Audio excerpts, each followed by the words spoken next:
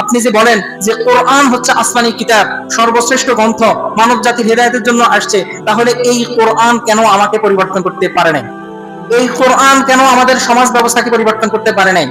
এই কোরআন কেন আমাদের দেশকে পরিবর্তন করতে পারে? এই কোরআন শুধু যে মুসলমানদের জন্য আসছে বিষয়টা এরকম না, প্রত্যেক মানুষের জন্য, প্রত্যেক জাতির জন্য এই কোরআন আসছে। সেই হিন্দু হোক, বৌদ্ধ হোক, খ্রিস্টান হোক, যেই ধর্মের অনুসারী হোক না কেন, এই পবিত্র কোরআন সমগ্র মানব জাতির জন্য এসেছে। এই কোরআন দ্বারা যদি পরিপূর্ণ হিদায়াত যদি পাইতে হয়, আপনি কি হইতে হবে? মুত্তাকি হইতে হবে। এই কোরআন সবাই পড়বে, সবাই হেদায়েত পাবে না।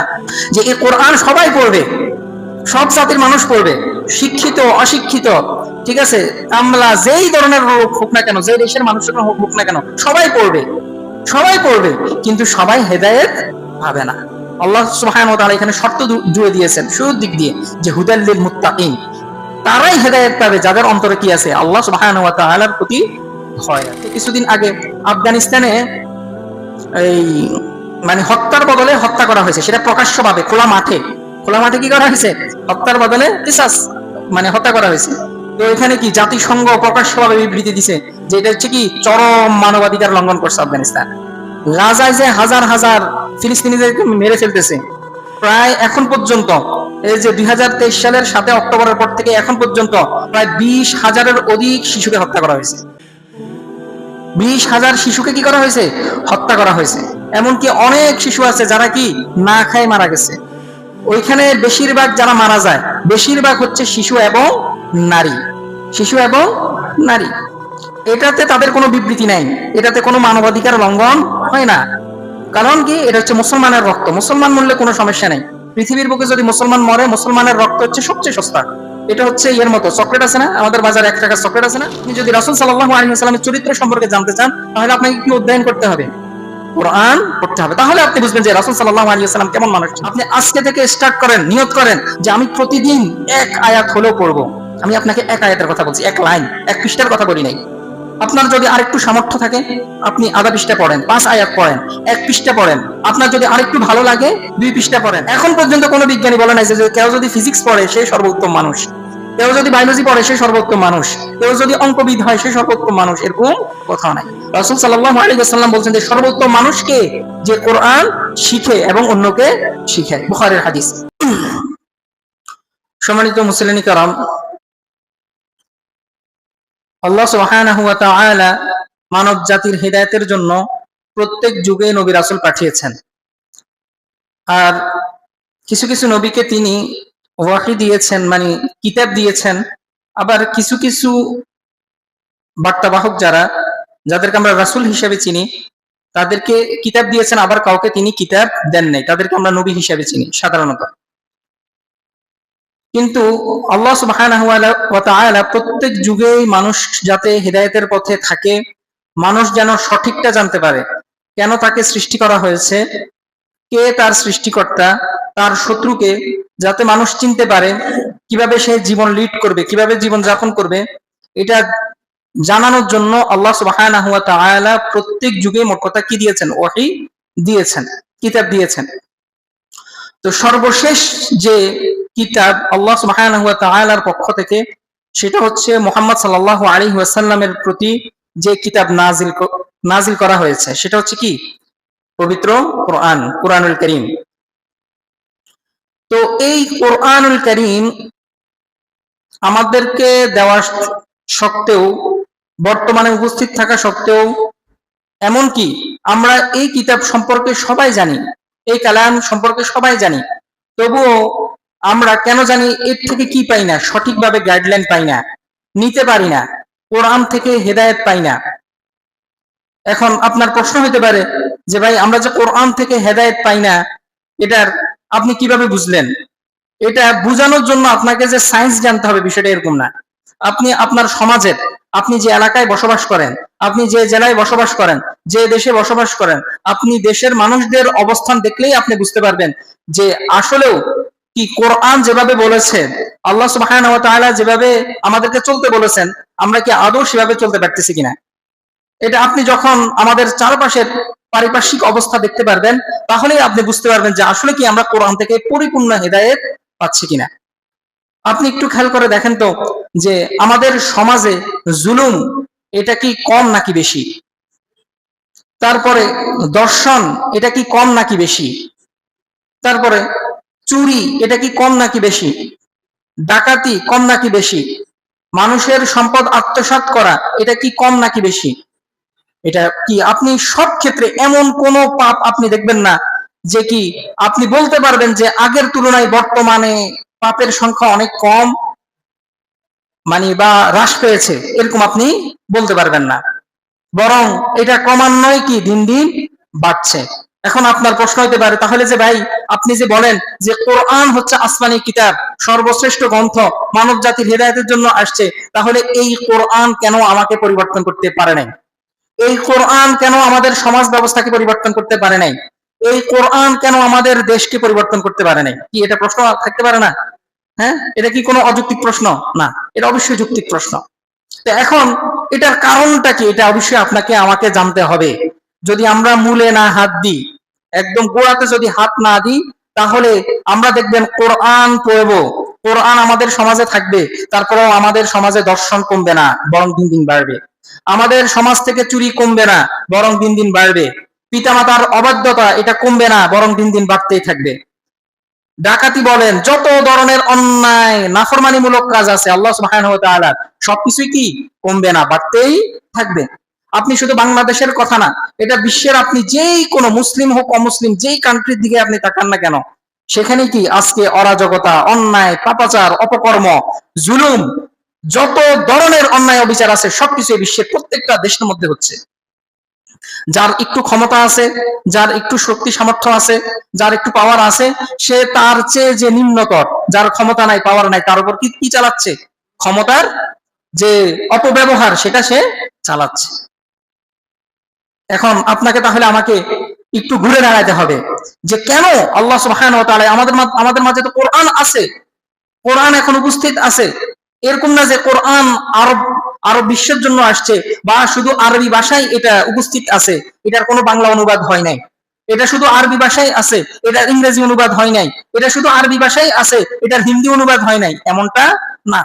এমন কোন ভাষা নাই যে বিশ্বের যত প্রধান প্রধান ভাষা আছে সব ভাষাতেই কোরআনের অনুবাদ আছে। এমনকি এরকম অনেক ভাষা আছে যেগুলো মানুষ খুব কম সংখ্যক লোক কথা বলে, খুব কম সংখ্যক লোক কথা বলে, সেগুলোরও কি বের হয়ে গেছে? কোরআনের অনুবাদ বের হয়ে গেছে। তো এই অনুবাদ থাকা সত্ত্বেও কেন আমাদের সমাজের ভিতরে এরকম এত অন্যায় অবিচার হচ্ছে? কেন আমরা এই কোরআন থেকে পরিপূর্ণ হেদায়েত পাচ্ছি না? এটা জানার দরকার আছে কি নাই? অবশ্যই আছে। তাহলে আমার আপনাদের কাছে অনুরোধ থাকবে যে এই যে শুরু থেকে যে আমি কথাগুলো বলবো একদম শেষ পর্যন্ত মনোযোগ দিয়ে শুনবেন, এবং কি সাথে সাথে আপনাদেরকে একটা অনুরোধ রাখবো যে প্রত্যেকটা কথা দিলের কান দিয়ে শুনবেন, এমনকি এগুলা আমল করার চেষ্টা করবেন। যে আজকে আমি ওয়াদা করতেছি নিজে নিজে প্রতিজ্ঞাবদ্ধ নিজের কাছে যে আমি আজকে যে কথাগুলো শুনবো এই কথা সাধ্য অনুযায়ী আমার যতটুকু চেষ্টা আছে, সামর্থ্য আছে, আমি সেই অনুযায়ী আমল করব। আমি সেই অনুযায়ী কি করব? আমল করব। আমি এটা আমার উপর দায়িত্ব না যে কি বাংলাদেশের যত মানুষ আছে সবাইকে আমি হেদায়েত দিয়ে ফেলবো, এটা আমার একদম কি বলে, এটা আমার দ্বারা সম্ভব না। আমি ছোট মানুষ হিসেবে, আল্লাহ সুবহানাহু ওয়া তাআলা যদি চান তাহলে সম্ভব হতে পারে। তো অন্ততপক্ষে আমার যেখানে দায়িত্ব আল্লাহ সুবহানাহু ওয়া তাআলা আমাকে দিয়েছেন, এই যে তফসিলদার কি জামে মসজিদের মুসল্লিদেরকে আমাদের কি কিছু কথা বলার যে তৌফিক দিয়েছেন, তো অন্ততপক্ষে আমি চাই যে আমার এই সমাজটা, এই গ্রামটা, এই যে এই এলাকার মানুষ যারা আজকে আমার কথা শুনতেছে তারা সেই অনুযায়ী আমল করবে। আমি যে কথাগুলো বলবো তারা মনোযোগ সহকারে শুনবে এবং কি নিজেকে পরিবর্তন করবে আজকে থেকেই, যেন একটুও কম বেশ না হয়। সামর্থ্য অনুযায়ী যতটুকু সামর্থ্য আছে ততটুকু করার চেষ্টা করবে। তো প্রথমে আপনাকে আমি বলে রাখি যে আল্লাহ সুবহানাহু ওয়া তাআলা এই যে পবিত্র কোরআন যে দিয়েছেন, এটা কেন দিয়েছেন, এটা কেন নাজিল করেছেন, এটার উদ্দেশ্য কি? আল্লাহ সুবহানাহু ওয়া তাআলা পবিত্র কোরআনের মধ্যে বলছেন সূরা বাকারার মধ্যে যে আলিফ লাম মিম যালিকাল কিতাবু লা রাইবা ফীহ, এটা হচ্ছে এমন একটা কিতাব যেটার প্রতি কোনো কি নাই, সন্দেহ নাই, কোনো সন্দেহ নেই। হুদাল লিল মুত্তাকিন, এই কোরআন দ্বারা শুধু মুত্তাকিন যারা আছে তারাই হেদায়েত পাবে। অন্য আরেকটি আয়াত বলি, তাহলে এই আয়াতটা সম্পর্কে অনেকের হয়তো কনফিউশন থাকতে পারে, দূর হয়ে যাবে। আল্লাহ সুবহানাহু ওয়া তাআলা অন্য আরেকটি আয়াতে বলছেন যে শাহরু রমাদান আল্লাযী উনজিলা ফীহিল কুরআন, যে রমাদান মাসে, পবিত্র রমাদান মাসে কি উনজিলা ফিহিল কোরআন, কোরআনকে নাজিল করা হয়েছে। কেন? হুদাল লিন্নাস, মানুষের হিদায়াতের জন্য। আল্লাহ সুবহানাহু ওয়া তাআলা এই আয়াতের মধ্যে কি বলতেছেন? হুদাল লিন্নাস, মানুষের হিদায়াতের জন্য। অর্থাৎ এই কোরআন শুধু যে মুসলমানদের জন্য আসছে বিষয়টা এরকম না, প্রত্যেক মানুষের জন্য, প্রত্যেক জাতির জন্য এই কোরআন আসছে। সেই হিন্দু হোক, বৌদ্ধ হোক, খ্রিস্টান হোক, যেই ধর্মের অনুসারী হোক না কেন, এই পবিত্র কোরআন সমগ্র মানব জাতির জন্য এসেছে।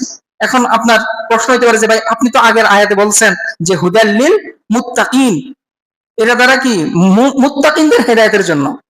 এই আয়াতের ব্যাখ্যা হচ্ছে যে আল্লাহ সুবহানাহু ওয়া তাআলা নাজিল করেছেন মূলত সমগ্র মানব জাতির জন্য এই পবিত্র কোরআন। কিন্তু এই কোরআন দ্বারা যদি পরিপূর্ণ হিদায়াত যদি পাইতে হয়, আপনি কি হইতে হবে?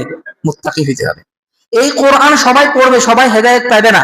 আমি আসবো ধাপে ধাপে যে এই কোরআন সবাই পড়বে, সব জাতির মানুষ পড়বে, শিক্ষিত অশিক্ষিত, ঠিক আছে, কামলা, যেই ধরনের লোক হোক না কেন, যে দেশের মানুষ হোক না কেন, সবাই পড়বে, সবাই পড়বে, কিন্তু সবাই হেদায়েত পাবে না। আল্লাহ সুবহানাহু ওয়া তাআলা এখানে শর্ত জুড়ে দিয়েছেন শুরুর দিক দিয়ে যে হুদাল লিল মুত্তাকিন, তারাই হেদায়েত পাবে যাদের অন্তরে কি আছে? আল্লাহ সুবহানাহু ওয়া তাআলার প্রতি ভয় আছে, তারাই হেদায়েত পাবে, সবাই হেদায়েত পাবে না। তো এই কোরআন নাজিল হওয়ার কারণ কি? হিদায়াত দেওয়ার জন্য। আল্লাহ সুবহানাহু ওয়া তাআলা পবিত্র কোরআনের আরেক জায়গায় বলতেছেন যে কিতাবুন আনজালনাহু ইলাইক, মুহাম্মদ সাল্লাল্লাহু আলাইহি ওয়াসাল্লামকে উদ্দেশ্য করে বলতেছেন, আমি যে এই কোরআন আপনার প্রতি যে নাজিল করেছি, এটা হচ্ছে এমন একটি কিতাব, কিতাবুন আনজালনাহু ইলাইক লিতুখরিজান নাস মিনাজ যুলুমাতি ইলান নূর। এটার কাজ হচ্ছে মানুষকে জুলুমাত, অন্ধকার থেকে আলোর দিকে নিয়ে আসা। অন্ধকার কি? শিরিক, নাফরমানিমূলক কাজ, গুনাহের কাজ, এই সকল কাজ থেকে কি আলোর দিকে নিয়ে আসা, মানে তাওহীদের দিকে, একত্ববাদের দিকে নিয়ে আসা। এই কোরআনের কাজ কি? এই কোরআনের কাজ হচ্ছে আমাদেরকে নৈতিকতা শিক্ষা দেওয়া। আমাদের যে নৈতিক অবক্ষয় যদি থেকে থাকে, সেগুলা থেকে আমরা কিভাবে বের হব সেটা শিক্ষা দেওয়া। আজকে তো আমাদের সমাজে, আমাদের বিশ্বের মধ্যে এই কি বলে, মানবাধিকার নামে কত সংস্থা আছে, ঠিক না? তারা আমাদেরকে কি শিক্ষা দেয়? মানবাধিকার শিক্ষা দেয়। যে মানবাধিকার তো একটা এরকম, যদি আপনি যদি ছুরির যদি কি করেন, হাত কেটে দেন, তাদের দৃষ্টিতে, অনেক সংস্থার দৃষ্টিতে এটা হচ্ছে চরম মানবাধিকার লঙ্ঘন, এটা অন্যায়, নাউযুবিল্লাহ। বুঝতে পারছেন? তারপরে আপনি যদি হত্যার বদলে যদি হত্যা করেন, আল্লাহ তাআলা কি কোরআনের মধ্যে কিসাসের বিধান দিয়েছে না? তো তাদের দৃষ্টিতে যে কিছুদিন আগে আফগানিস্তানে এই মানে হত্যার বদলে হত্যা করা হয়েছে, সেটা প্রকাশ্যভাবে খোলা মাঠে, খোলা মাঠে কি করা হয়েছে? হত্যার বদলে কিসাস, মানে হত্যা করা হয়েছে। তো এখানে কি জাতিসংঘ প্রকাশ্যভাবে বিবৃতি দিছে যে এটা হচ্ছে কি চরম মানবাধিকার লঙ্ঘন করছে আফগানিস্তান। গাজায় যে হাজার হাজার ফিলিস্তিনিদেরকে মেরে ফেলতেছে, প্রায় এখন পর্যন্ত, এই যে 2023 সালের 7 অক্টোবরের পর থেকে এখন পর্যন্ত প্রায় 20,000-এর অধিক শিশুকে হত্যা করা হয়েছে। 20,000 শিশুকে কি করা হয়েছে? হত্যা করা হয়েছে। এমনকি অনেক শিশু আছে যারা কি না খায় মারা গেছে। ওইখানে বেশিরভাগ যারা মারা যায়, বেশিরভাগ হচ্ছে শিশু এবং নারী, শিশু এবং নারী। এটাতে তাদের কোনো বিবৃতি নাই, এটাতে কোনো মানবাধিকার লঙ্ঘন হয় না। কারণ কি? এটা হচ্ছে মুসলমানের রক্ত, মুসলমান মরলে কোনো সমস্যা নেই। পৃথিবীর বুকে যদি মুসলমান মরে, মুসলমানের রক্ত হচ্ছে সবচেয়ে সস্তা। এটা হচ্ছে ইয়ের মতো, চকলেট আছে না আমাদের বাজারে, 1 টাকার চকলেট আছে না, চকলেটের মতো। তাদের কাছে মুসলমানদের রক্তের কোনো দাম নাই। আল্লাহু আকবার। তো এই যে আজকে এই সংস্থাগুলো আমাদেরকে শিখাইতেছে যে কোনটা হচ্ছে মানবাধিকার, কোনটা হচ্ছে মানবাধিকার না, এটা তারা আমাদেরকে শিখায়। তো আল্লাহ সুবহানাহু ওয়া তাআলা পবিত্র কোরআনের মধ্যে বলে দিয়েছেন যে কোনটা মানবাধিকার হবে, কোনটা মানবাধিকার হবে না, এটা বলে দিয়েছেন। আলহামদুলিল্লাহ, আমাদের জন্য কোরআন এবং রাসূল সাল্লাল্লাহু আলাইহি ওয়াসাল্লামের সুন্নাহ যথেষ্ট। তারপরে এই যে আমরা জীবনে পৃথিবীতে যে আমরা চলবো, আমরা যে আমাদের সমাজে চলবো, এই সমাজটাকে কিভাবে আমরা পরিচালিত করব, এই সমাজটাকে আমরা কিভাবে গঠন করব, কিসের আদালতে, কিসে আদর্শ মনে করে আমরা এই সমাজটাকে গড়ব, এটার যে প্রধান যে দায়িত্বটা, এটা হচ্ছে কার? কোরআন। আল্লাহ সুবহানাহু ওয়া তাআলা এটা বলে দিয়েছেন যে কিভাবে একটা সমাজকে গঠন করতে হবে। কি মুহাম্মদ সাল্লাল্লাহু আলাইহি ওয়াসাল্লাম যে সমাজ গঠন করেছেন, মদিনা রাষ্ট্র যে কায়েম করেছেন, ইসলামী রাষ্ট্র যে কায়েম করেছেন, উনি কি কোরআনকে অনুসরণ করে করছে নাকি কোরআনের বাইরে যাই করছে? কোরআনকে অনুসরণ দিয়ে করছে। আল্লাহ সুবহানাহু ওয়া তাআলা রাসূল সাল্লাল্লাহু আলাইহি ওয়াসাল্লামকে বলেছেন যে ইত্তাবি' মা উহিয়া ইলাইক ওয়া মা উনজিলা ইলাইক, যে আপনি সেটা অনুসরণ করেন যেটা আমি আপনার প্রতি নাজিল করেছি। আর আয়েশা রাদিয়াল্লাহু তাআলা আনহা, উনাকে যখন জিজ্ঞেস করা হয়েছে যে রাসূল সাল্লাল্লাহু আলাইহি ওয়াসাল্লামের চরিত্র কেমন, তখন তিনি কি বলছেন যে কোরআন হচ্ছে রাসূল সাল্লাল্লাহু আলাইহি ওয়াসাল্লামের চরিত্র। আপনি যদি রাসূল সাল্লাল্লাহু আলাইহি ওয়াসাল্লামের চরিত্র সম্পর্কে জানতে চান, তাহলে আপনাকে কি অধ্যয়ন করতে হবে? কোরআন পড়তে হবে। তাহলে আপনি বুঝবেন যে রাসূল সাল্লাল্লাহু আলাইহি ওয়াসাল্লাম কেমন মানুষ ছিলেন। যেখানে আল্লাহ সুবহানাহু ওয়া তাআলা রাসূল সাল্লাল্লাহু আলাইহি ওয়াসাল্লামের প্রশংসা করেছেন যে ইন্নাকা লাআলা খুলুকিন আযীম, আমি আপনাকে দান করেছি মহান চরিত্র, উন্নত চরিত্র। আযীম মানে হচ্ছে যেটার কোনো তুলনা নেই, এমন চরিত্র আল্লাহ সুবহানাহু ওয়া তাআলা রাসূল সাল্লাল্লাহু আলাইহি ওয়াসাল্লামকে দিয়েছেন যেটার কোনো নমুনা পৃথিবীতে স্যাম্পল কেউ দেখাতে পারবে না যে এটার চেয়ে উন্নত চরিত্র আর আছে। পৃথিবীতে আজকে দেখেন যত ধরনের বিপ্লব হয়েছে, আপনি প্রত্যেকটা বিপ্লবে এখন পর্যন্ত দেখবেন যে সেখানে কি হয়েছে? রক্তপাত হয়েছে। রক্তপাত ছাড়া কখনো কোনো সমাজ এক অবস্থান থেকে আরেকটা অবস্থানে চলে আসছে এরকম হয় নাই। আপনি যদি মুহাম্মদ সাল্লাল্লাহু আলাইহি ওয়াসাল্লামের দিকে তাকান, উনি মক্কা বিজয় করছেন, কয়টা মানুষ মারা গেছে? একটা মানুষও মারা যায় নাই। মক্কা যখন বিজয় করছে তখন কয়জন মানুষ মারা গেছে? একজন মানুষও মারা যায় নাই। একটা বিপ্লব ঘটাই ফেলছে। উনি মদিনায় শাসন করছে, মদিনা থেকে যখন মক্কায় আসছেন, মক্কায় কয়জন মানুষ মারা গেছে ভাই? একজন মানুষও মারা যায়নি। এটা কিভাবে সম্ভব? আজকে যারা আধুনিক রাষ্ট্রবিজ্ঞান নিয়ে পড়াশোনা করে তারা এটা অবাক, তারা রাসূল সাল্লাল্লাহু আলাইহি ওয়াসাল্লামের প্রশংসা করতে বাধ্য হয় যে এটা প্রায় অসম্ভব। আরবদের মতো এত গোত্রে বিভক্ত একটা সমাজকে তিনি বিনা রক্তপাতে তিনি কিভাবে এটা কি করছেন? জয় করে ফেলছেন। তো এই যে রাসূল সাল্লাল্লাহু আলাইহি ওয়াসাল্লাম যে উন্নত চরিত্রের মানুষ, এটা হচ্ছে কি? যে কোরআন হচ্ছে তার প্রমাণ। তো আপনি এই সমাজটাকে যদি আপনি ভালোভাবে গড়তে চান, কোরআনের কোনো কি নাই, বিকল্প নাই। এবার আসি যে কোরআন এটার কি ফজিলত রয়েছে, এটার কি ফজিলত আছে। আমরা সাধারণত দুনিয়াতে লাভ ছাড়া কোনো কিছু করতে চাই না, ঠিক না? হ্যাঁ, কোনো ব্যবসা করতে গেলে কত লাভ দেখি, হ্যাঁ, বিয়ে করতে গেলেও কি এখন লাভ দেখি, ঠিক আছে না? মেয়ের বাবাকে যৌতুক দিবে নি, হ্যাঁ, কত দিবে, অর্থ সম্পদ দেখি, কত কিছু দেখি দুনিয়াবি। হ্যাঁ, তো কোরআন পড়লে, তিলাওয়াত করলে, অধ্যয়ন করলে, কোরআন অনুযায়ী চললে আপনার কি লাভ? আল্লাহ সুবহানাহু ওয়া তাআলা পবিত্র কোরআনের মধ্যে বলছেন যে এই কোরআনকে আল্লাহ তাআলা বরকতময় বলছেন, মুবারাকা। আল্লাহ সুবহানাহু ওয়া তাআলা বলছেন যে ওয়াহাদা কিতাবুন আনজালনাহু মুবারাকান ফাত্তাবিউহু, যে এই কোরআন এটা যে আমি তোমার প্রতি নাযিল করেছি এটা হচ্ছে বরকতপূর্ণ। এটা হচ্ছে কি? বরকতপূর্ণ। ফাত্তাবিউহু, তুমি এই কোরআনের কি করো? অনুসরণ করো। সূরা আনআমের মধ্যে আল্লাহ সুবহানাহু ওয়া তাআলা বলেছেন আপনি যদি পরিপূর্ণ বরকত যদি লাভ করতে চান, পরিপূর্ণ বরকত যদি পেতে চান, তাহলে কোরআন অনুযায়ী চলা, কোরআন তিলাওয়াত করা, এটার কোনো কি নাই, বিকল্প নাই।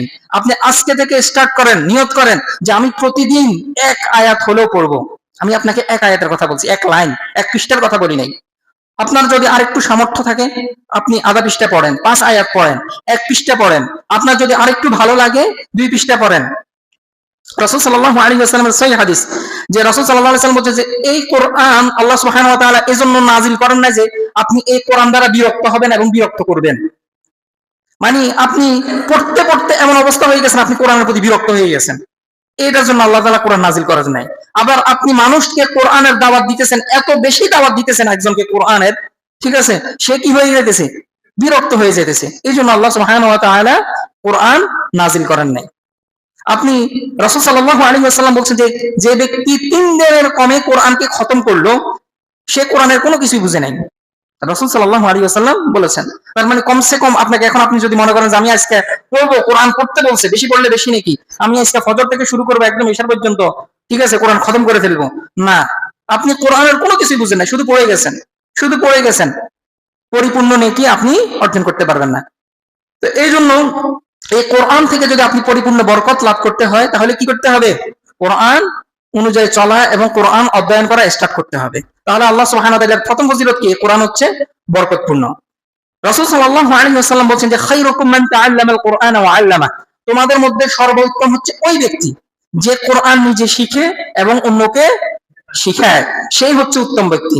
আপনি এমন কোনো কিছু পাবেন না যে কেউ বলতে পারবে, কোন ফিজিক্স বা যেই বিজ্ঞানী হোক না কেন, তারা এটা বলবে যে কেউ যদি কেমিস্ট্রি অধ্যয়ন করে এটা হচ্ছে তার জন্য কি, সে হচ্ছে সর্বোত্তম মানুষ, এই কথা পাবেন না। হয়তো এটা নিয়ে তাদের মধ্যে মতানৈক্য থাকতে পারে যে কোনটা ভালো, ঠিক আছে, কোনটা অধিক কল্যাণকর, এটা থাকতে পারে, কিন্তু সর্বোত্তম মানুষ এখন পর্যন্ত কোনো বিজ্ঞানী বলে নাই যে কেউ যদি ফিজিক্স পড়ে সে সর্বোত্তম মানুষ, কেউ যদি বায়োলজি পড়ে সে সর্বোত্তম মানুষ, কেউ যদি অঙ্কবিদ হয় সে সর্বোত্তম মানুষ, এরকম কথা নাই। রাসূল সাল্লাল্লাহু আলাইহি ওয়াসাল্লাম বলছেন যে সর্বোত্তম মানুষকে যে কোরআন শিখে এবং অন্যকে শিখায়, বুখারীর হাদিস। তারপর রাসূল সাল্লাল্লাহু আলাইহি ওয়াসাল্লাম আরেকটা হাদিসে বলছেন যে ইকরাউল কোরআন, তোমরা কোরআন পড়ো, পাঠ করো, ফাইন্নাহু ইয়াতি ইয়াউমাল কিয়ামাতি শাফিআন লিআসহাবি, কেননা এই কোরআন যদি তুমি পড়ো, এই কোরআন কিয়ামতের দিন তোমার জন্য সুপারিশ করবে। কি আপনার এটা বিশ্বাস হয় না? অবশ্যই। আল্লাহ সুবহানাহু ওয়া তাআলা কি কোরআনের কি থাকবে, মানে কথা থাকবে, কোরআন আপনার জন্য সুপারিশ করবে যে আল্লাহ এই ব্যক্তিকে কি করেছি, আমি হয়তো রাত্রি জাগা ব্যস্ত রেখেছি, এই ব্যক্তি আমাকে সময় দিয়েছে, এই ব্যক্তি কি আমাকে সময় দিয়েছে। কত মানুষ ছিল যারা আমাকে কি করে নাই, বছরকে বছর একটা সেলফের উপর রেখে দিয়েছে, কিন্তু এই ব্যক্তি আমাকে অবহেলা করে নাই, তাকে মাফ করে দাও, তাকে এই পুরস্কৃত করো। কোরআন আপনার জন্য কি করবে, সুপারিশ করবে। এটা রাসূল সাল্লাল্লাহু আলাইহি ওয়াসাল্লাম বলছেন, হাদিস সহিহ, মুসলিমের হাদিস।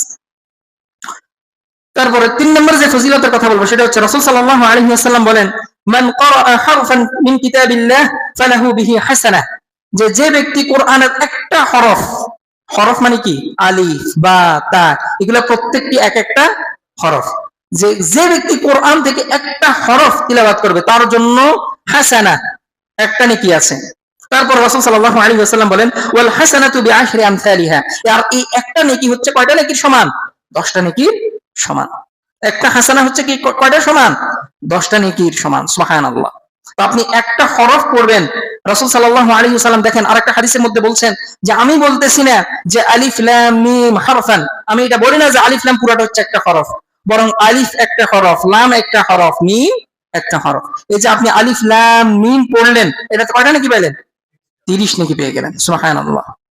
তো এটা নেকি আর নেকি, কোরআন পড়লেই কি নেকি আর নেকি। দেখি দেখি কেউ বলেন তো যে এটা গণিতের কয়টা সূত্র মুখস্থ করলে আপনি এরকম নেকি পাবেন, ফিজিক্সের কয়টা রুলস, কয়টা কি অধ্যায় আপনি পড়লে আপনি নেকি পাবেন, কেউ কি বলতে পারবেন? কোনো নেকি নেই। এটাতে হয়তো আপনার সর্বোচ্চ গেলে দুনিয়া ফায়দা আছে, আখিরাতের কোনো কি নেই, ফায়দা নেই। আর কোরআন এটা যেরকম আপনার দুনিয়াতে ফায়দা দিবে, আপনার আখিরাতেও কি দিবে, ফায়দা দিবে। সুবহানাল্লাহ। তারপরে আল্লাহ সুবহানাহু ওয়া তাআলা এই কোরআনকে শিফা হিসেবে অবতীর্ণ করেছেন। এটা শুধু যে আপনার হয়তো মনে হতে পারে যে এটা শুধু আধ্যাত্মিক মনে হয় শিফা দান করবে, কোরআনের আমাদের অন্তরের যে রোগ আছে সেটা দূর করবে, না। উলামায়ে কেরাম বলেন আপনার এরকম অনেক রোগ আছে যেগুলো আমাদের শারীরিক, আপনার কোথাও ফোড়া উঠছে, মাথা ব্যথা করতেছে, ঠিক আছে, চোখ উঠছে, যে কোন ধরনের ব্যথা হোক, যে ধরনের অসুস্থতা হোক, আপনি এই কোরআন দ্বারা নিতে পারেন, আপনি এই কোরআন দ্বারা ট্রিটমেন্ট করতে পারেন। অর্থাৎ এই কোরআন হচ্ছে আপনার যেরকম আধ্যাত্মিক শিফার জন্য আল্লাহ সুবহানাহু ওয়া তাআলা নাজিল করেছেন আপনার রূহের খোরাক হিসেবে, একইভাবে এটা কিসের খোরাক, আপনার যে শারীরিক যে অসুস্থতা আছে সেটারও খোরাক। সুবহানাল্লাহ। আল্লাহ সুবহানাহু ওয়া তাআলা বলছেন যে ওয়া নুনাজ্জিলু মিনাল কোরআন, আমি কোরআনকে নাজিল করেছি যে মা হুয়া শিফা, এরকম অনেক শিফা আছে কোরআনের মধ্যে, লিল মুমিনিন, এটা সবার জন্য না, যারা মুমিন, যারা প্রকৃত মুসলিম, যারা কি যাদের কথার সাথে কাজের মিল আছে, তারাই শুধু কি এই কোরআনের যে শিফা আছে সেটার দ্বারা উপকৃত হবে। তারপরে 6 নম্বর যে ফজিলতের কথা বলবো সেটা হচ্ছে যে রাসূল সাল্লাল্লাহু আলাইহি ওয়াসাল্লাম বলেন যে আমি কি তোমাদেরকে এমন একটা কথা বলবো না যে তুমি, এমন একটা আমলের কথা বলবো না যে তুমি যদি এটা করো তাহলে তুমি এটা তোমার জন্য মোটা তাজা উটনির চেয়ে উত্তম হবে, 3টা মোটা তাজা উটনির চেয়ে উত্তম হবে। তখন সাহাবায়ে কেরাম বলেন বেলা ইয়া রাসূলুল্লাহ, অবশ্যই বলেন। তখন রাসূল সাল্লাল্লাহু আলাইহি ওয়াসাল্লাম বলেন কেউ যদি সালাতের মধ্যে মানে নামাজের মধ্যে 3টা আয়াত, কমসে কম কয়টা আয়াত, 3টা আয়াত যদি তেলাওয়াত করে, এটা তার জন্য 3টা মোটা তাজা উটনি পাওয়ার চেয়ে উত্তম। সুবহানাল্লাহ। এই হাদিসের ব্যাখ্যায় কিছু কিছু মুহাদ্দিসিনে কেরাম বলেন মানে হচ্ছে আপনি যদি 3টা মোটা তাজা উটনি আল্লাহর রাস্তায় খরচ করলেন, এটাতে জেনে কি পাইলেন, নামাজের মধ্যে 3টা আয়াত যদি আপনি তেলাওয়াত করেন আপনি কি একই নেকি পাইলেন। আবার কেউ কেউ বলেছেন না, এটা এরকম না, এটা হচ্ছে যে 3টা মোটা তাজার চেয়েও কি, মানে অনেক সম্পদের চেয়েও কি আল্লাহ সুবহানাহু ওয়া তাআলার জন্য আপনি সালাতের মধ্যে 3টা আয়াত পাঠ করলেন, এটাই হচ্ছে কি উত্তম। বুঝতে পারছেন? তো দেখেন 3টা আয়াত অন্তত কি, আমরা তো সবাই অন্তত কি সূরা কাউসার তো পারি, ইন্না আতাইনাকাল কাউসার, ঠিক কি না? হ্যাঁ, এটা কয় আয়াত, 3 আয়াত। মানে হচ্ছে কি আপনি কিয়ামতের দিন যখন এরকম নেকিগুলা দেখবেন, এরকম পুরস্কারগুলা দেখবেন, আপনি অবাক হবেন। আল্লাহু আকবার, যে আমি কি এত নেকি কোন দিন করলাম, এত কি এই যে এত উটনি। আজকে তো সাধারণত উটনি বললে তো আমরা বুঝি না, কারণ আমরা তো আধুনিক সমাজে বসবাস করি। যদি আল্লাহ সুবহানাহু ওয়া তাআলা বলতেছে কি হুন্ডা, অ্যাপাসি বলতো, ঠিক আছে, R15 বলতো, BMW বলতো, তাহলে হয়তো আমাদের কাছে গুরুত্ব থাকতো। এখন মোটা তাজা উটনি বলতেছি তো এই জন্য আমরা দূরে, এটা কি, এটা তো আমাদের সাধারণ অল্প কি গরু ছাগলের মতো। আরবদের যারা মোটা তাজা উটনি আছিল এগুলোর দাম অনেক বেশি ছিল, এগুলা কি, এগুলার দাম অনেক বেশি ছিল, এগুলা সস্তা না। বর্তমানে যে R15 MF কি BMW এরকম বড় বড় যে গাড়ি আছে, হুন্ডা আছে, এইগুলার মতো, ঠিক আছে। তো আপনি যখন এইগুলা দেখবেন জান্নাতের মধ্যে, তো কি এগুলো আপনাকে অবাক করবে, আপনাকে মর্যাদাপূর্ণ করবে। তো আমরা চেষ্টা করবো ইনশাআল্লাহ সালাতের মধ্যে বেশি থেকে বেশি তিলাওয়াত করার জন্য। 7 নম্বর যে ফজিলতের কথা বলবো সেটা হচ্ছে যে রাসূল সাল্লাল্লাহু আলাইহি ওয়াসাল্লাম বলেন, এই পৃথিবীতে হিংসা আছে না, আমরা হিংসা করি না মানুষে, কারো যখন সম্পদ একটু বাড়ে আমরা একটু হিংসা করি, ঠিক না, যে এর সম্পদ বাড়ে গেছে। আবার কারো যখন কি সন্তান সন্ততি হয়, তার অনেক সন্তান সন্ততি, বা অথবা সন্তান সন্ততি কি ভালো কোনো দেশে চলে গেছে, বড় লোক হয়ে গেছে, আমরা কি করি, হিংসা করি, ঠিক না। অনেক, যদিও কি এটা করা উচিত না, এটা হারাম। এখানে একটা কথা বলে রাখি, দুইটা শব্দ, একটা হচ্ছে হিংসা আর একটা হচ্ছে ঈর্ষা। হিংসা জিনিসটা হচ্ছে একজনের কাছে কল্যাণ আছে, আপনি এটা দেখতেছেন তার কাছে কি আছে, কল্যাণ আছে, ভালো জিনিস আছে, আপনি এটা চাচ্ছেন যে তার কাছে এই কল্যাণ না থাকুক, এই কল্যাণ আমার কাছে থাকুক, এটা হচ্ছে কি হিংসা। আর ঈর্ষা হচ্ছে যে আপনি কারো কাছে কোনো কল্যাণ দেখলেন, আপনি দেখার সাথে সাথে এটা কামনা করলেন যে তার কাছে ঠিক আছে যেটা আছে সেটা থাকুক, কিন্তু সেটা আবার কি আমার কাছেও থাকুক, এটা হচ্ছে কি ঈর্ষা। তো হাদিসের ভাষা, কোরআনের ভাষা, যে ঈর্ষা এটা জায়েজ, কিন্তু হিংসা এটা হারাম, এটা নিষেধ। তো রাসূল সাল্লাল্লাহু আলাইহি ওয়াসাল্লাম বলছেন যে লা হাসাদা ইল্লা ফিসনাতাইন, যে দুইটা কারণ ব্যতীত কারোর জন্য মানে হিংসা করা বা ঈর্ষা করা এটা জায়েজ নাই, ঈর্ষা করা এটা বৈধ নাই। আপনাকে যদি হিংসা বা ঈর্ষা করতেই হয়, শুধু দুইটা কারণ আপনি করতে পারেন। সেই দুইটা কারণ কি? একটা কারণ হচ্ছে যে রাজুলুন আতাহুল্লাহুল কুরআন ফাহুয়া ইয়াকুমু বিহি আনা আল-লাইল ওয়া আনা আন-নাহার, যে একজন ব্যক্তিকে আল্লাহ সুবহানাহু ওয়া তাআলা কোরআনের ইলম দিয়েছেন, সে এই কোরআন কি করে, অধ্যয়ন করে, পাঠ করে, সালাতে দাঁড়ায়, তিলাওয়াত করে, এই কোরআন অনুযায়ী আমল করে। আপনি এই ব্যক্তিকে দেখে হিংসা করতে পারেন, ঈর্ষা করতে পারেন, যে আল্লাহ সুবহানাহু ওয়া তাআলা এর কোরআনের জ্ঞান দিয়েছে, কোরআনের ইলম দিয়েছে, এটা যদি আমার কাছে থাকতো, এটা যদি আমারে দিত, আপনি এই ক্ষেত্রে হিংসা বা ঈর্ষা করতে পারেন। আরেক শ্রেণীর লোক হচ্ছে যে ওয়ারাজুলুন আতাহুল্লাহু মালান ফাহুয়া ইউনফিকু বিহি আনা আল-লাইল ওয়া আনা আন-নাহার, এমন ব্যক্তি যাকে আল্লাহ সুবহানাহু ওয়া তাআলা ধন সম্পদ দান করছেন, অটল ধন সম্পদ দান করছে, সে দিন রাত্রি এটা কি করে, খরচ করে, এরে দেয়, হেরে দেয়, ঠিক আছে। তো আপনি তাকে দেখে কি করতে পারেন, ঈর্ষা করতে পারেন। আমার যদি এরকম, যদি আল্লাহ সুবহানাহু ওয়া তাআলা এই ব্যক্তির মতো যদি আমারও কি সম্পদ দিত, আমিও যদি এরকম দান করতে পারতাম, তো এই ক্ষেত্রে কি ঈর্ষা আপনি করতে পারেন। তো রাসূল সাল্লাল্লাহু আলাইহি ওয়াসাল্লামের হাদিসের মধ্যে বলছেন যে দুই শ্রেণীর মানুষের ক্ষেত্রে ঈর্ষা করা যায়, যেটা করা যেতে পারে। তাহলে প্রথম শ্রেণী কারা? যাকে আল্লাহ সুবহানাহু ওয়া তাআলা কোরআনের জ্ঞান দিয়েছেন, ইলম দিয়েছেন, তাকে দেখে আপনি হিংসা করতে পারেন। সুবহানাল্লাহ। তারপরে 8 নম্বর যে ফজিলতের কথা বলবো, যে দেখেন কোরআন এটা কতটা মর্যাদাপূর্ণ, কতটা শিফা, যে কোরআনের বিভিন্ন সূরার ফজিলত রাসূল সাল্লাল্লাহু আলাইহি ওয়াসাল্লামের হাদিসের মধ্যে থেকে জানা যায়। যে সূরা ফাতিহা এটাকে কি বলা হয়, সমস্ত রোগের শিফা বলা হয়, তাহলে কি এটার কি ফজিলত আছে না। তারপরে দেখেন আয়াতুল কুরসি, আমরা এটা জানি না কি, আল্লাহু লা ইলাহা ইল্লা হুয়াল হাইয়ুল কাইয়ুম, রাসূল সাল্লাল্লাহু আলাইহি ওয়াসাল্লাম বলছেন যে ব্যক্তি 5 ওয়াক্ত সালাতের পর নিয়মিত যদি আয়াতুল কুরসি যদি পাঠ করে, সে মৃত্যুর সাথে সাথে সে জান্নাতে চলে যাবে। বুঝতে পারছেন, এগুলো সবগুলোই সহিহ হাদিস। তারপরে সূরা বাকারা যে শেষ 2 আয়াত আছে, রাসূল সাল্লাল্লাহু আলাইহি ওয়াসাল্লাম বলছেন যে কেউ যদি এটা পাঠ করে যদি ঘুমায়, তাহলে এই 2টা আয়াত তার জন্য যথেষ্ট। ইমাম বুখারী রাহিমাহুল্লাহ এই আয়াতটা এনে উনি বাব গঠন করেছেন যে কেউ যদি তাহাজ্জুদে না উঠতে পারে, অন্ততপক্ষে তাহাজ্জুদে নিয়ত করছে, আর এই 2টা আয়াত, এই যে আমানার রাসূলু বিমা উনজিলা ইলাইহি, এটা যদি পাঠ করে যদি ঘুমায়, সে তাহাজ্জুদের নেকি পেয়ে যাবে। সুবহানাল্লাহ। মানে এই আয়াত 2টা হচ্ছে কি তার জন্য যথেষ্ট, সব ক্ষেত্রে তার জন্য কল্যাণ দেওয়ার ক্ষেত্রে এই আয়াত যথেষ্ট। তারপর রাসূল সাল্লাল্লাহু আলাইহি ওয়াসাল্লাম এই যে সূরা বাকারার শেষ 2 আয়াতের ব্যাপারে, এগুলো সবগুলো সহিহ হাদিস, আমি সময় এর জন্য দেখা গেছে হাদিস বলতেছি না, এগুলো আপনারা মিশকাতুল মাসাবিহের মধ্যে পেয়ে যাবেন। যে রাসূল সাল্লাল্লাহু আলাইহি ওয়াসাল্লাম বলছেন যে ব্যক্তি সূরা বাকারার শেষ 2 আয়াত তার ঘরের মধ্যে টানা 3 দিন পাঠ করবে, ওই ঘরের মধ্যে শয়তান প্রবেশ করতেই পারবে না। রাসূল সাল্লাল্লাহু আলাইহি ওয়াসাল্লাম গ্যারান্টি দিয়েছেন।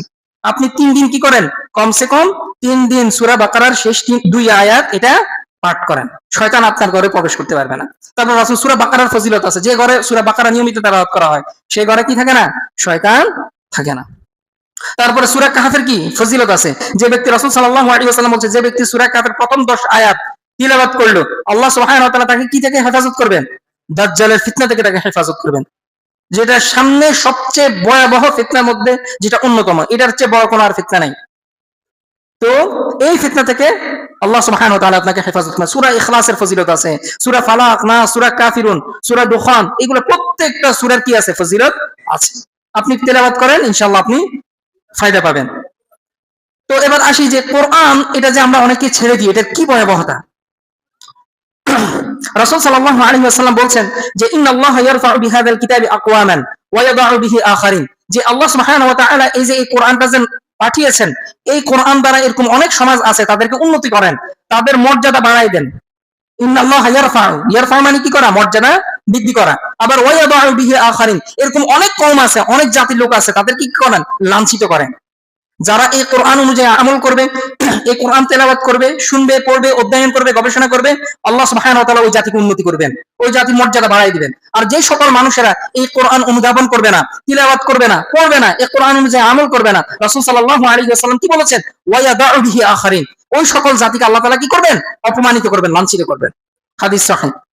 তারপরে আল্লাহ সুবহানাহু ওয়া তাআলা অন্য আরেকটি আয়াতে বলছেন যে ওয়ামান আ'রাদা আন যিকরি ফাইন্না লাহু মাঈশাতান দানকা, যে ব্যক্তি আমার জিকির থেকে মুখ ফিরিয়ে নেবে। এখানে যিকর মানে হচ্ছে কোরআন। মুহাদ্দিস মুফাসসিরিন কেরাম এই যিকর বলতে এখানে কোরআনকে বুঝিয়েছেন, কেননা কোরআন হচ্ছে কি? একটা যিকির। আল্লাহ সুবহানাহু ওয়া তাআলা কি বলেছেন? ইন্না নাহনু নাযালনা যিকরা ওয়া ইন্না লাহু লাহাফিজুন, যে এই কোরআন এটা হচ্ছে যিকির, উপদেশ দেওয়ার মতো, আর এই কোরআনকে কি করব? আমি হেফাজত করব। এখানে কোরআনকে কি বলা হয়েছে? জিকির বলা হয়েছে। তো ওয়ামান আ'রাদা আন যিকরি, যে ব্যক্তি আমার কোরআন থেকে মুখ ফিরিয়ে নেবে, ফাইন্না লাহু মাঈশাতান দানকা, আমি তার জীবনকে সংকীর্ণ করে দিব। তার সব জায়গায় মানে হয়তো সে অনেক বড় লোক থাকবে, তার অটেল টাকা সম্পত্তি থাকবে, কিন্তু সে অন্তর থেকে বখিল, অন্তর থেকে গরিব, অন্তরে শান্তি নেই, তার অন্তরটাকে আমি জাহান্নাম করে দিব। আল্লাহ সুবহানাহু ওয়া তাআলা বলেছেন ফাইন্না লাহু মাঈশাতান দানকা, তার জীবনকে আমি সংকীর্ণ করে দিব। ওয়া নাহশুরুহু ইয়াওমাল কিয়ামাতি আ'মা, আর কিয়ামতের দিন আমি তাকে অন্ধ করে তুলব।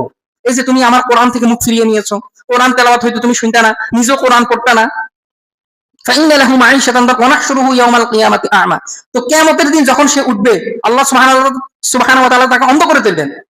সে বলবে যে ক্বালা রাব্বি লিমা হাশারতানি আ'মা, হে আল্লাহ আপনি আমারে কেন এই হাশরের ময়দানে অন্ধ করে তুলছেন? ওয়া ক্বাদ কুনতু বাসীরা, অথচ দুনিয়াতে তো আমার চোখ ছিল, আমি দেখতাম, আপনি কিয়ামতের দিন এই আখিরাতে আমাকে কেন অন্ধ করে তুলবেন? তো আল্লাহ সুবহানাহু ওয়া তাআলা বলবেন যে ক্বালা কাযালিকা আতাতকা আয়াতুনা ফানাসিতাহা, আমার কোরআনের আয়াত তোমার কাছে পৌঁছেছিল, আমার কোরআন তোমার কাছে গিয়েছিল, কিন্তু তুমি এই কোরআন অনুযায়ী আমল করো নাই, কোরআন তেলাওয়াত করো নাই, কোরআন থেকে মুখ ফিরিয়ে নিয়েছো। তো কাযালিকা আতাতকা আয়াতুনা ফানাসিতাহা ওয়া কাযালিকা আল-ইয়াওমা তুনসা, তো আজকে আমিও তোমাকে ভুলে গেলাম, আজকে এজন্য আমি তোমাকে কি করে তুললাম? অন্ধ করে তুললাম। সূরা তাহার মধ্যে আল্লাহ সুবহানাহু ওয়া তাআলা এটা বলেছেন 124 থেকে 126 নম্বর আয়াত পর্যন্ত। তো আপনার জীবন দেখবেন, কোরআন যদি আপনি ছেড়ে দেন, আপনার জীবনটা সংকীর্ণ হয়ে যাবে। আপনি কোনো কিছুই করে কি তৃপ্তি পাবেন না। হয়তো অনেক টাকার মালিক হয়ে যাবেন, আপনার সুন্দরী স্ত্রী থাকবে, সন্তান সন্ততি থাকবে, মা বাবা জীবিত থাকবে, সবকিছু থাকবে, আপনার ব্যবসা বাণিজ্যতে কোনো লাভ কোনো লস নাই, তারপরও কি আপনার মনে হবে যে কি আপনার অন্তর সংকীর্ণ। এই যে কিছুদিন আগে এই আমি নাম ভুলে গেছি উনার, ওই লোক অডেল টাকার মালিক, কোনো অভাব নাই, কোনো কিছু নাই, ঠিক আছে, কিন্তু সে কি 2বার আত্মহত্যা করার জন্য গেছে। কয়বার? 2বার। একটা টিভি মানে একটা টিভি শো আয়োজন করে, আমি শোটার নাম ভুলে গেছি। আপনারা মিরাক্কেল দেখেন, মিরাক্কেলের নাম শুনছেন কিনা? মিরাক্কেল, হ্যাঁ। তো এই যে ওই লোকটা যে এটা পরিচালনা করে, আমি ওনার নাম ভুলে গেছি, ওনার শোটার নাম মনে আছে, মানে ওই হাসাহাসির একটা শো করে, তো ওই শো যে পরিচালনা করে তিনি কি 2বার আত্মহত্যা করার জন্য গেছে। অটেল টাকার মালিক, কোনো অভাব নাই, কোনো কিছু নাই, তো এই মানুষটা কি কেন আত্মহত্যা করতে গেছে? তার কি এমন ভয় আছে? তাকে কি গরিবী ধরছে? কি ধরছে? কোনো কিছু নেই। কি তার জীবনটা কেন সংকীর্ণ কেন? আল্লাহ সুবহানাহু ওয়া তাআলার জিকির থেকে গাফেল। তো যারা এরকম আল্লাহ সুবহানাহু ওয়া তাআলার জিকির থেকে গাফেল থাকবে, দুনিয়ার চাকচিক্য নিয়ে মজে থাকবে, কোরআন অনুধাবন করবে না, তেলাওয়াত করবে না, তাদের জীবনটাও কি এরকম সংকীর্ণ হয়ে যাবে। তারপরে রাসূল সাল্লাল্লাহু আলাইহি ওয়াসাল্লাম অন্য একটি হাদিসের মধ্যে বলছেন যে যে তোমরা কোরআন তেলাওয়াত করো, তোমার অন্তরের মধ্যে অন্ততপক্ষে কিছু কোরআন থাকতে হবে, না হলে এই কোরআনটা হচ্ছে বিরান ঘরের মতো, যে ঘরে কোনো শুধু ঘর আছে, কোনো কি নাই, আলো নাই, থাকার মতো কোনো জায়গা নেই, এটা হচ্ছে বিরান ঘরের মতো। তো তোমরা কোরআন তেলাওয়াত করো। তারপর রাসূল সাল্লাল্লাহু আলাইহি ওয়াসাল্লাম অন্য আরেকটি হাদিসের মধ্যে বলছেন যে আল কোরআন হুজ্জাতুল লাকা আও আলাইকা, কোরআন তোমার পক্ষে হয়তো সাক্ষী দিবে অথবা তোমার বিপক্ষে সাক্ষী দিবে। এই কোরআন যে আছে আমাদের প্রত্যেকটা মানুষের, এখানে শুধু মানে আমার জন্য না, তারপরে যারা হুজুর আছে তাদের জন্য না, প্রত্যেকটা মানুষ, আপনি যে পেশার মানুষ হন না কেন, এটা হয়তো আপনার জন্য প্রমাণ অথবা আপনার বিপক্ষে, এটা আপনার হয়তো পক্ষে যাবে অথবা বিপক্ষে।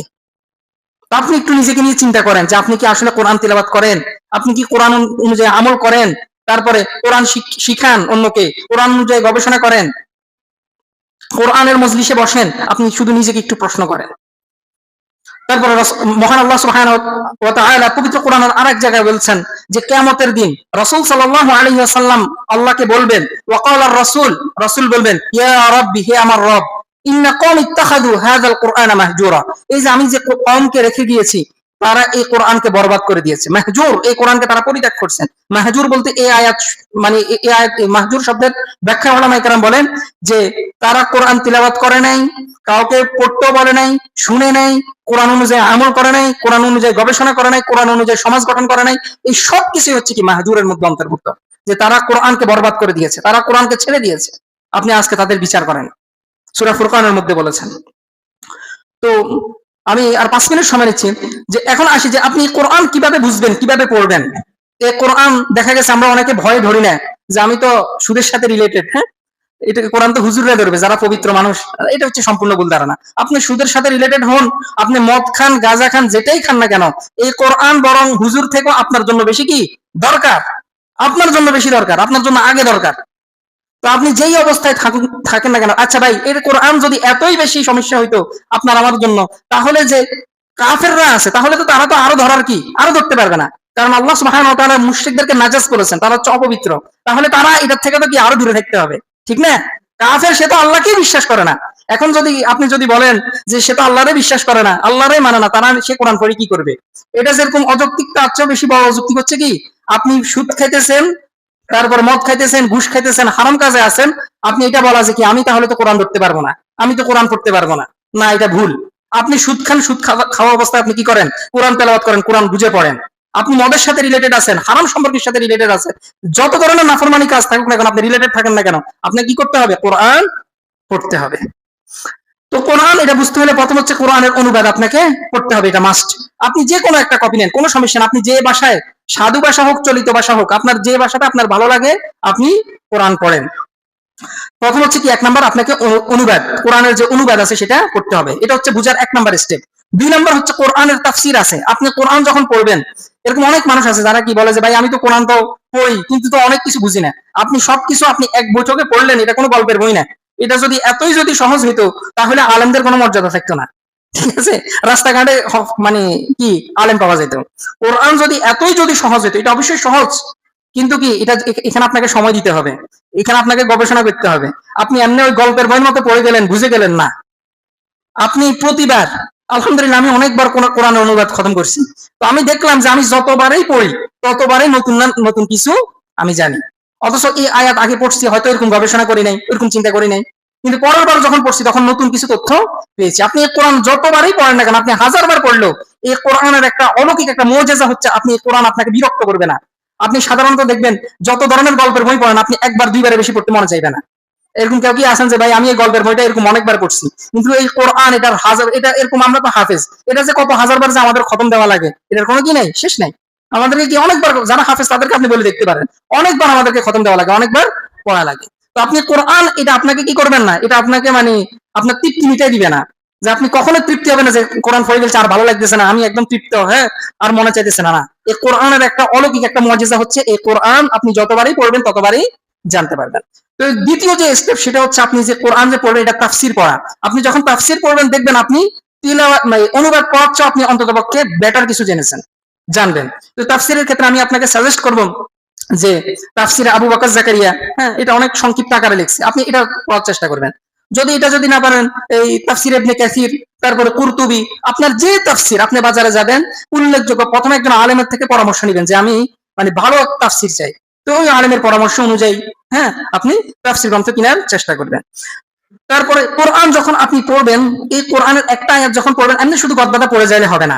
আপনি এই কোরআন কেন নাজিল করছে, এটা এটা কাকে উদ্দেশ্য করে বলছে, তারপরে কি মেসেজটা দিয়েছেন আল্লাহ সুবহানাহু, এটা প্রশ্ন করে করে পড়বেন। তখন দেখবেন আপনার মনে থাকবে অনেক কিছু, আপনার পড়তেও ভালো লাগবে, মানে আপনি বিরক্ত হবেন না। অনেক মানুষ আছে যে পড়ে যায় কোরআনের, আপনি যখন পড়বেন দেখবেন কোরআনে কিন্তু সর্বনাম দিয়ে বেশিরভাগ আয়াত, মানে হচ্ছে তাদেরকে বলুন। এখন আপনার প্রশ্ন হচ্ছে যে তাদেরকে বলুন, কাদেরকে বলুন, ঠিক আছে? এই যে তাদেরকে বলুন, কাকে বলুন, কারে বলছে, এই যে প্রনাউন গুলো বেশি ব্যবহার করা হয়েছে, সর্বনাম গুলো বেশি ব্যবহার করা হয়েছে। তো আপনি কোরআন এটা মানে যখন অনুবাদ করে যাবেন আপনি বুঝবেন না যে কি এখানে কাদেরকে বলুন, তাদেরকে বলুন, মানে কাদেরকে বলুন আপনি বুঝতে পারবেন না। কিন্তু যখন তাফসীর পড়বেন তখন কি অনেক সহজ হয়ে যাবে যে আল্লাহ সুবহানাহু ওয়া তাআলা কাদেরকে বলতে বলছেন, কাকে বলতে বলছেন, কেন বলতে বলছেন, কি বলতে বলছেন, তখন আপনি বুঝে যাবেন ইনশাআল্লাহ। তো এই কোরআনের অনেক এই সিস্টেমটা যদি আপনি ফলো করেন দেখবেন আপনি কোরআনের প্রায় 10-15% আপনি আগায় যাবেন, একটু বুঝে বুঝে পড়বেন। তারপরে আর একটা বিষয় যে মানে কোরআন বুঝার ক্ষেত্রে আপনি একদিনে এটা ইয়ে করবেন না যে আমি আজকে 20 পৃষ্ঠা পড়ে ফেলুম, এক পারা পড়ে ফেলুম, আজকে ভালো লাগতেছে আজকে কি একদম বেশি করে পড়ে ফেলুম, না এরকম আগাইবেন না। অল্প অল্প করে আগান, 2 আয়াত, 5 আয়াত, 10 আয়াত এরকম করে আগান, তো দেখবেন আপনি মজা পাবেন, আপনি কি হবেন না, বিরক্ত হবেন না। আর একটা বিষয় সেটা হচ্ছে কোরআন পড়ার ক্ষেত্রে বুঝার ক্ষেত্রে যেটা সবচেয়ে বেশি কার্যকরী সেটা হচ্ছে সাহাবায়ে কেরাম। আচ্ছা ভাই, উনারা কি কোরআন পড়েন নাই? উনারা কি পবিত্র কোরআনের সব আয়াত বুঝে ফেলছেন? উনারা যদিও আরবের মানুষ, আবু বকর রাদিয়াল্লাহু তাআলা আনহু উনি একটা আয়াত পড়তে যায় বলতেছেন এই আয়াতের ব্যাখ্যা আমি এখনো বুঝতে পারি নাই। আবু বকর রাদিয়াল্লাহু তাআলা আনহু ওই মিরাজ সম্পর্কের একটা আয়াত, ঠিক আছে, ওই মিরাজ সম্পর্কের একটা আয়াত তিনি বলতেছেন কি এই আয়াত এখনো পর্যন্ত কি আমি ভালোভাবে বুঝতে পারি নাই, মানে এখানে কাদেরকে বোঝানো হয়েছে।